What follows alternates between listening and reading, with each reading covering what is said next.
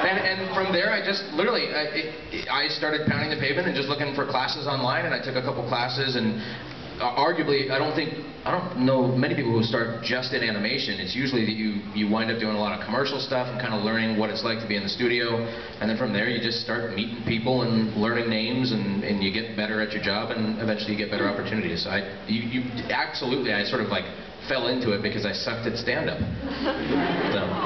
So basically, when somebody says you'd be really good at voiceover, that's an insult? I think she just meant that you had a nice voice. Okay, I'll take that. Yeah. That's what it was. What do you think? A nice voice.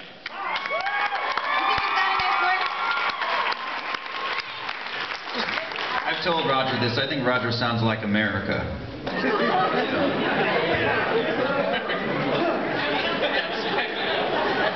the America movie.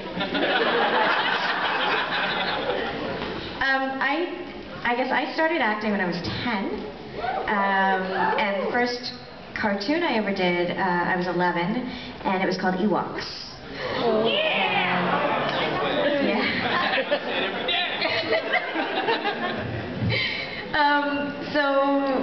Yeah, you're absolutely right. Like when we do stuff, you do all different areas, but I think a certain skill set starts to develop for the people who should be doing voice acting. Doesn't mean we shouldn't be doing other things as well, but it does take a skill, especially for the dubbing stuff.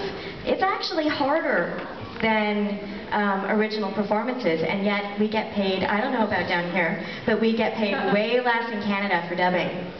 And it's crazy because you already have a fan following for the show, so the expectations for the voices are really, really high. And you've got to somehow take something that's been roughly and not always very well translated into English, make it fit with the character, and make it fit the visuals that you're watching. And that's not easy. So the people who end up being very good at that, I think, tend to find very good careers in it, because not everybody can do that. So, yeah. Just look at The Simpsons in Spanish. Oh, but Simpsons, a very good example of fan fiction. You know, fan writers taking over. That's a great example of a show where the fans have grown up and now they're writing the show. So keep with the fan fiction. I will, thank you. I got in through the theater. I mean, there's two ways that, from all the people that I know who do this, they got in two ways. Most people were just like trying to be an actor in general. The other like 15% I think came in the direction you were, which is like either falling in through radio or comedy or just some even odd or back door. But most people, the way I get it and the way I hear about it a lot was like, I was doing a play and some guy said, oh, you got a good voice, do you want to audition? Yes, and then it goes from there. That's what happened to me. I'd been doing theater for like 4 or 5 years. Once I got out of NYU, I did Shakespeare's R&J with Crispin Freeman. He was...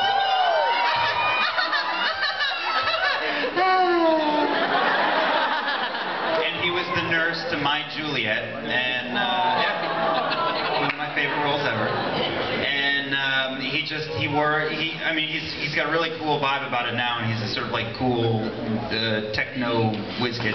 But then he was just nerdy about it. He'd show up with like an anime t-shirt on every day at rehearsal, and I would point it out and say, oh, I saw that, or I kind of know what that is. And when it was all done, he got me an audition for that show, Boogie Pop Phantom, and it just sort of steamrolled from there.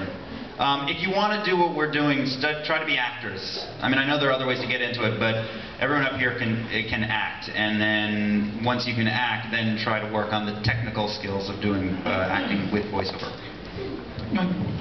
Oh, and I'm sorry. I forget her name. She's in the manga. She's not in the anime. The girl who turns into paper, who's hanging out with. But I picked Tsunade. You don't.